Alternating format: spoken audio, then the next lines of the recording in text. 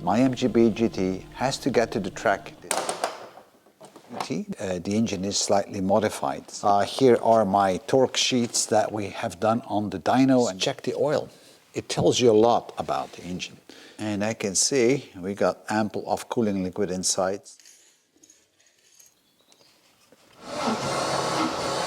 Pretty good. I also have double springs. And I will now remove the distributor cap. Up the coupler, it's an LED as I said before. And each time I do this, I can see the spark on my spark plug. And then I'm gonna measure one at a time and see what impedance we have. Kilovolts. See? So this is like your ignition. If this was a faulty rotor, then you would see sparks happening itself. And it does. This has been a pretty weird problem. I'm just going to put the rocker cover on for now, so we don't spill too much oil out.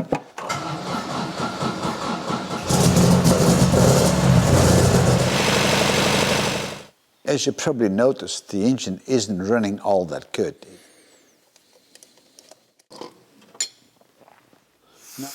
I'm just going to spray on it and then use a soft brush.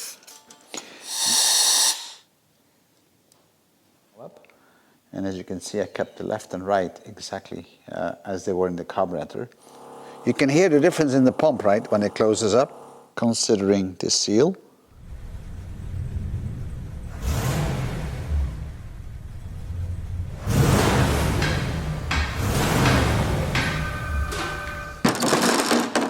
This hairpin, so right through there, that's the part that was attached to the bonnet, and these rivets broke loose.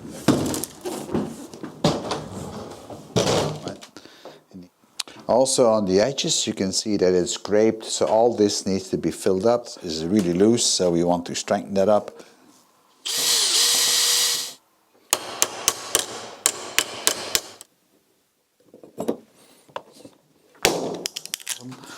That should be good enough.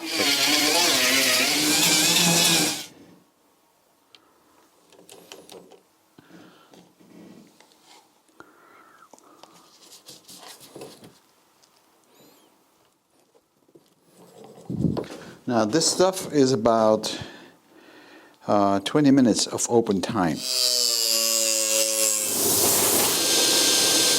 It's about 3 millimeters.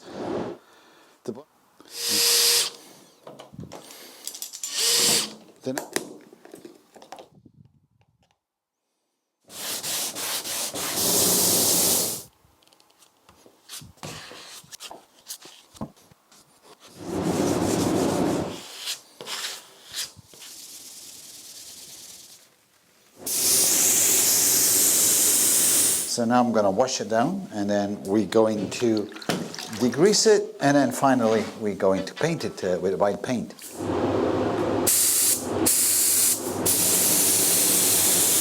The last thing I'm going to do is trying to unlock this bottle and then start using it. I want to get out of the car. And I'm going to mount this, of course, on a metal panel that's going to go in the back.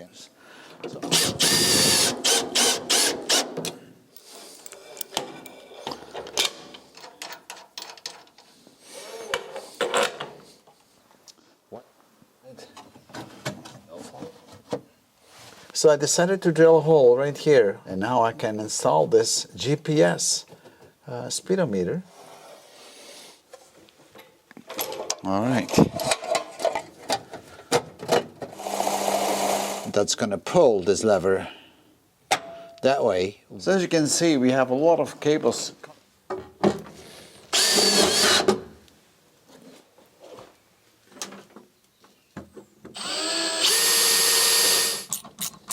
So now it's time to install the jets. It all depends on your specific car where you should place those jets. So here we have one of those cushion clamps. I don't squeeze too hard because it's onwards. I'll need to cut it right here. So.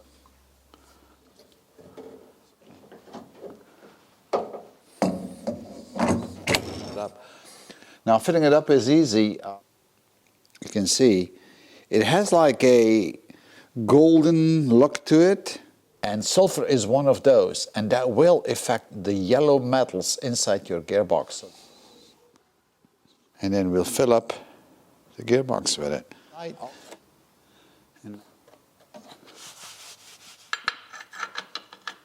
To fill it back up, just like on the gearbox. So let's undo the oil and see what it does.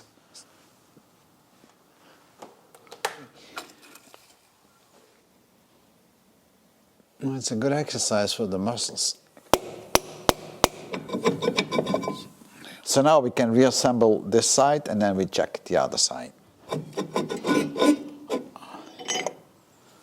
I'm going to check the brake pads, how thick they still are. 1325. So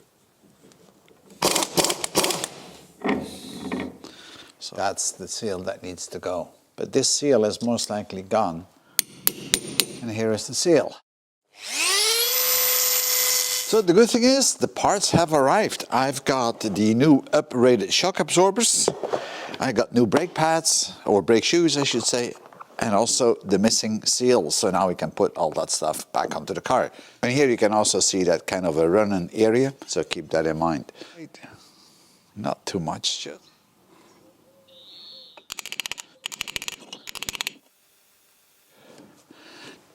The brake pads by rotating this. It's very simple.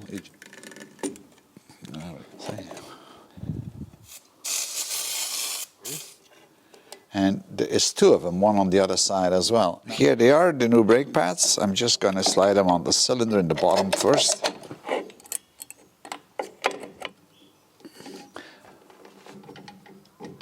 Or 203 Newton meters. There we go.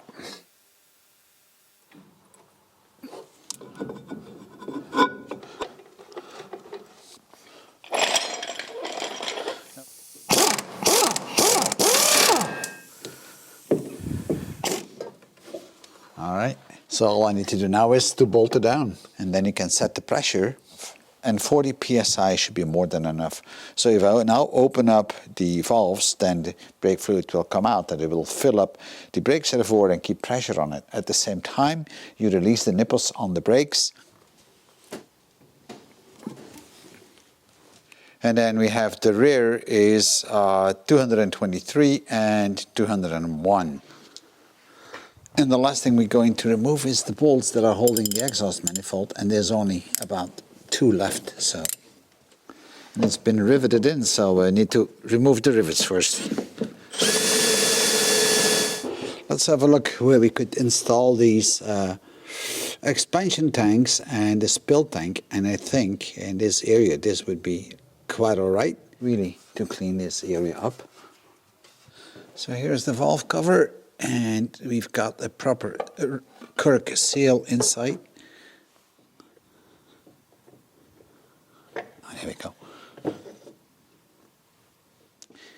So this side is now complete. We have the alternator reinstalled. We've got a new oil filter installed. We've got the distributor installed and have all the spark plugs cabled up. So this side is as good as ready.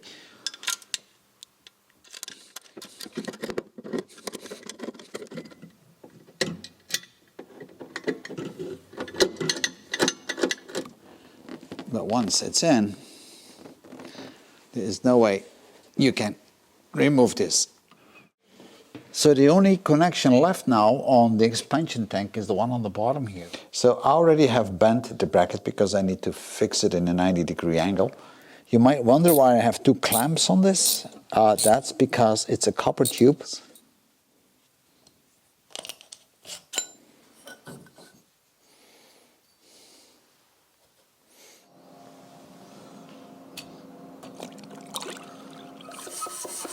That I do get a proper, even worn surface on the flanges. And let's have a look. And here she is, pretty much cleaned up. So to me that looks quite good. And then we can reinstall all the jets. Now, if you want to see on how I'm installing all the jets and how all the adjustments are done, then I do recommend that you watch my videos where I explain everything about the Weber DCOE carburetors. Now, while I had the chance, I started to heat wrap the exhaust pipes. Here I'm already installing the intake manifold with a new seal. ready to receive the carburetor. And here is the carburetor that we actually have fully inspected and cleaned up. And I'm now just bolting it down.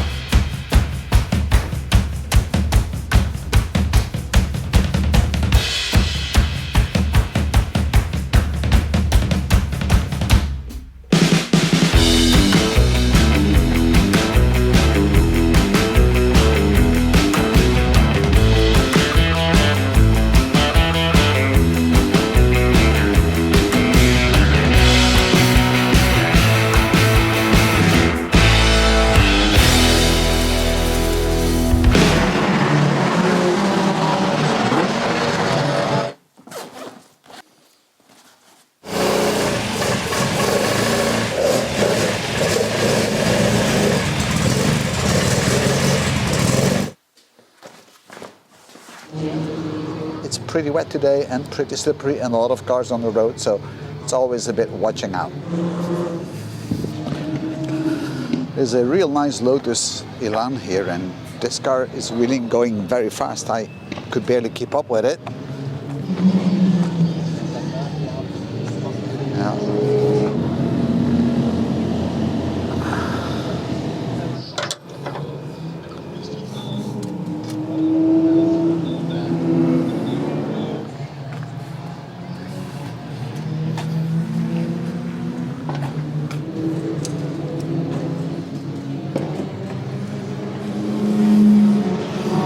Because it was a bit wet, so now it's drying up.